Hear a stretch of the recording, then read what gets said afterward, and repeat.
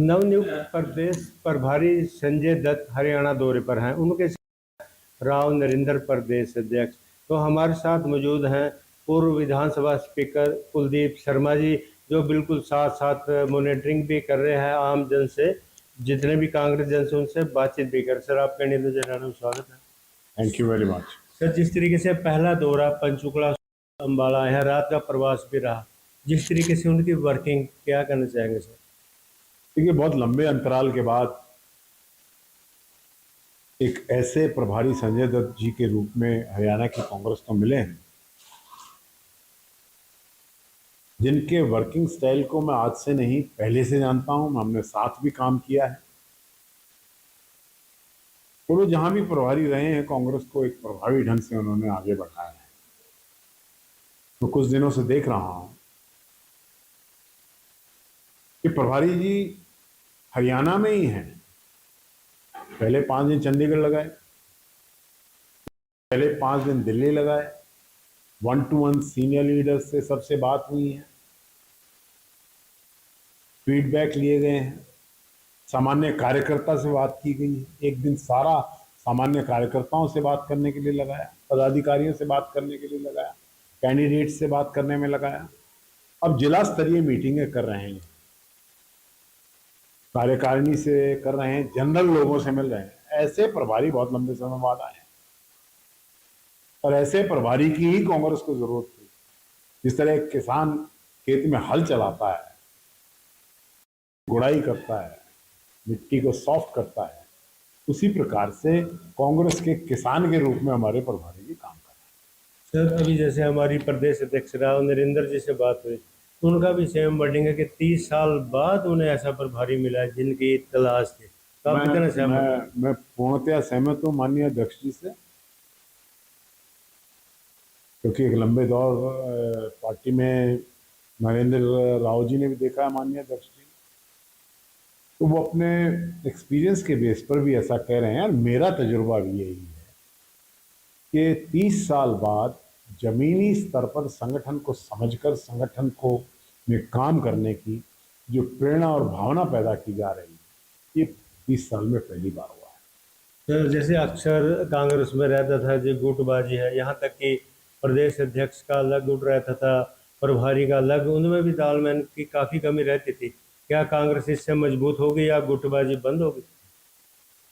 देखिए कि प्रदेश में अलग अलग नेताओं का अलग अलग क्षेत्र में और अलग अलग वर्ग में प्रभाव हुआ करता है। कुछ क्षेत्रीय लीडर्स हैं, तो साउथ हरियाणा के लीडर्स हैं, कोई नॉर्थ हरियाणा के लीडर्स हैं, कोई सारे हरियाणा के लीडर्स हैं। कांग्रेस के अंदर लीडर्स की कोई कमी नहीं। कि जिस गुटबाजी की प्रोजेक्शन या प्रश्न आप लोग पूछते हैं, वो केवल मात्र बीजेपी का प्रचार है। हमारी पार्टी में कोई गुटबाजी नहीं है। ठीक मानता हूं कि नेताओं की व्यक्तिगत अपेक्षाएं और आकांक्षाएं हैं, और कई बार ओवरस्पिल हो जाती है, कई बार उसमें। तो उस परिस्थिति में आप लोगों को मौका मिलता है कि आप उसको खूब खोल के हम सारी जनता को दिखाएं। कोई इग्नोर कर सकता है Shri Bhupendra Singh Hooda, senior most leader, सबसे बड़ी उम्र के और सबसे एक्सपीरियंस के लोग हैं, मुख्यमंत्री रहे हैं, प्रदेश के अध्यक्ष रहे हैं, तजुर्बा है उनका। सर, जिस तरीके से शैलजा जी हैं, शैलजा जी 5वीं बार की सांसद हैं, अनेकों बार केंद्र में मंत्री रहे, उनके पिताजी रहे, वो अध्यक्ष हैं, उनके पिताजी अध्यक्ष हैं, खानदानी कांग्रेस नहीं, कांग्रेस को समझते हैं। रणदीप जी का भी यही इतिहास है, वीरेंद्र जी का भी यही इतिहास है। सब लोगों ने कांग्रेस में एक लंबी पारी खेली है। अब उनकी सीनियरिटी को कोई इग्नोर करे तो मैं नहीं समझता उससे किसी को कोई लाभ होने वाला है। सबको मिलकर हम पार्टी में काम करें। देखिए, ऐसा है कि किसी ना किसी की तो जिम्मेदारी है सबको साथ लेके चलने की। जो जितना बड़ा है उसकी उतनी बड़ी जिम्मेदारी भी तो है कि साथ लेके चले। और पार्टी में तो तालमेल की कमी रही है जिसकी वजह से हम चुनाव हारे हैं। अब मैं देख रहा हूं कि उस तालमेल का बढ़ाने का प्रयास हुड्डा जी भी कर रहे हैं और लोग भी कर रहे हैं।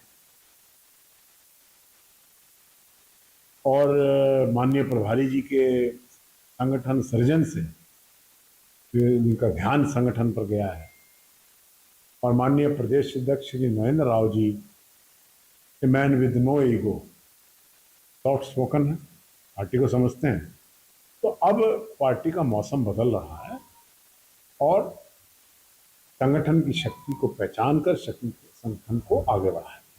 तो जैसे संगठन ने अभी विस्तार किया है, ब्लॉक प्रधान बूथ तक, अब क्योंकि जैसे बात करें भाजपा से मेन मुकाबला है, तो उसमें उनका पन्ना प्रमुख तक है, तो वहां तक पहुंचेगा, क्योंकि निश्चित रूप से है।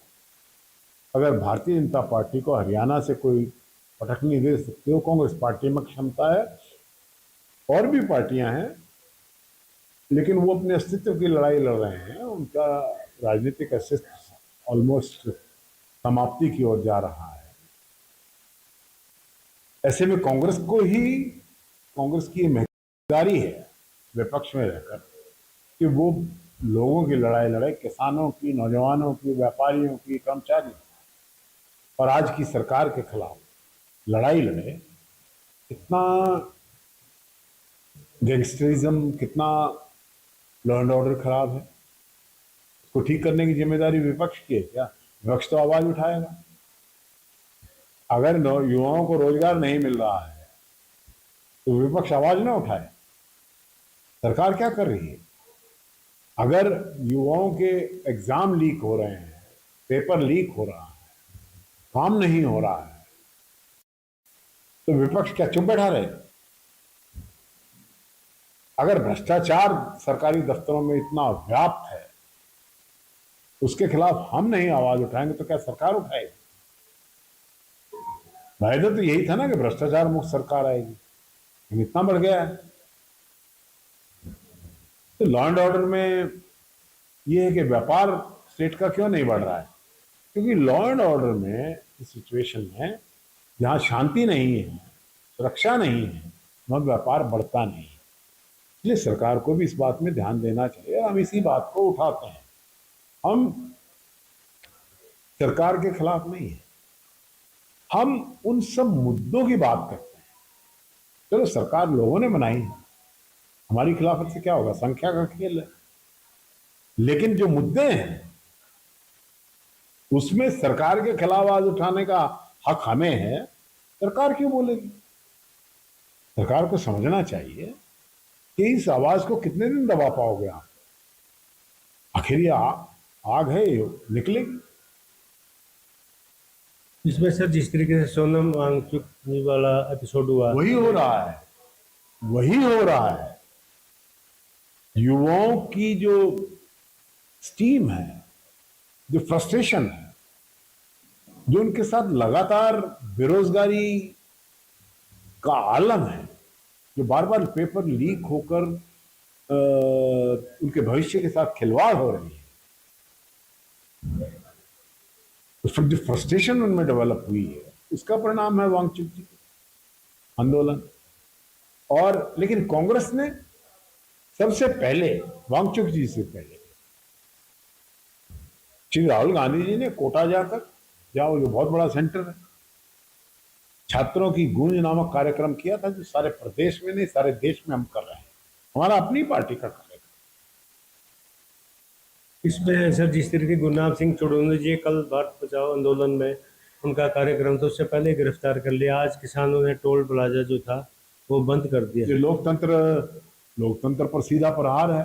रोनी जी अगर लोकतांत्रिक ढंग से अपना समर्थन छात्रों को दे रहे हैं, युवाओं को दे रहे हैं, तो उनको इस तरीके से गिरफ्तार कर लेना लोकतंत्र के साथ खिलवाड़ है। मैं इसकी निंदा करता हूं। इसमें सर लास्ट प्रश्न है, क्योंकि SIR को लेकर आप प्रॉपर मॉनिटरिंग भी कर रहे हैं, कहाँ तक काम पहुंचा और क्या कहना चाहेंगे सर? देखिए, स्पेशल इंटेंसिव रिवीजन जो हो रहा है बंगाल में हुआ, 92 लाख वोटों काट दिए गए। ममता जी की कॉन्स्टिट्यूंसी में वो 15,000 से आ रही है, 50,000 वोट काट दिए। ऐसे ही हमारे और स्टेट्स में हुआ है, एक्सक्लूजन हुआ है वोट्स का। उसमें तमिलनाडु में 67 लाख वोट काट दिए। हरियाणा में भी एस्टिमेट है कि करीबन 35 लाख वोट, 35 से 42 लाख तक जा सकती है संख्या। तो ऐसे में जब स्पेशल इंटेंसिव रिवीजन हो रहा हो और ऐसे हालात में पार्टियां चुनाव जीत और हार रही हैं, तो कांग्रेस की ये जिम्मेदारी है कि महत्व को समझते हुए स्वयं राहुल जी और खड़गे जी इसको मॉनिटर कर रहे हैं। हम सब लोग मिलकर एसआईआर के महत्व को समझते हुए इस पर काम कर रहे हैं। यमुनानगर जिले में ये कार्य एक कार्यकर्ता के रूप में मुझे भी सौंपा हुआ है और हम निरंतर इसकी मॉनिटरिंग कर रहे हैं और बीजेपी को जो सही वोटर है वो काट ना पाए, क्योंकि इंडस्ट्रियल टाउन है, इसमें फ्लोटिंग पॉपुलेशंस रहती हैं, फ्लोटिंग वोट्स भी रहती हैं, कभी इधर शिफ्ट हो जाते हैं, कभी उधर हो जाते हैं। इसमें बड़ा विजिलेंट हम कांग्रेस के लोग हैं ताकि बीजेपी फर्जी वोटरों को बनाकर उसका लाभ ना उठा पाए। जैसे पीछे आपने कहा था कि जो भाजपा है एक तो फर्जी वोटों को ला सकती है या दूसरों के जो काट सकती है, तो उसमें क्या कहना चाह रहे थे सर?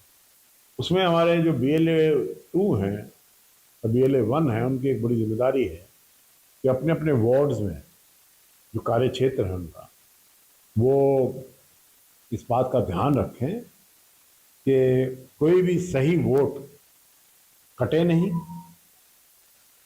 और उसमें सहायता चाहिए तो 2002 की लिस्ट से कंसल्टेशन करके जो हेल्प प्रोवाइड करनी है सामान्य वोटर को, वो हमारे BLA 2 हमारे कार्यकर्ता उसको प्रोवाइड करेंगे। हमारे वो वार्ड प्रेसिडेंट्स हैं या पार्टी के पदाधिकारी हैं, जिला के पदाधिकारी हैं, ब्लॉक के पदाधिकारी, सब मिलकर SIR में कोई गड़बड़ी ना हो, कोई हेराफेरी ना हो, उसको रोकने के लिए हम कोशिश। धन्यवाद सर। ये तो बरसात विधानसभा के पूर्व स्पीकर कुलदीप शर्मा जी, जिन्होंने बड़े विस्तार से बताया जिस तरीके से पार्टी की गतिविधि है, पार्टी को नया प्रदेश प्रभारी मिला है और प्रदेश अध्यक्ष की जो टीम है और पूरे कांग्रेस जड़ों में एक बार जो है जागृति भी आई है और सभी को ऐसा उम्मीद है कि एक बार जो कांग्रेस फिर से खड़ी होगी, जहां पहली थी वहीं पहुंचेगी। यमुनानगर से दिव्य शारदा, इंडियन न्यूज हरियाणा। चलिए इसी के साथ फिलहाल खबरों में इतना ही। नमस्कार।